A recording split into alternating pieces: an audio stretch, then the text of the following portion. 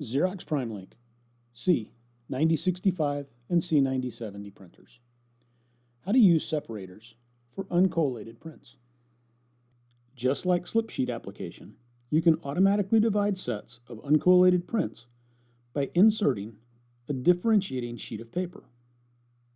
From Services Home, select Copy. From the Copy tab, select Copy Output. Then select Uncollated with Separators.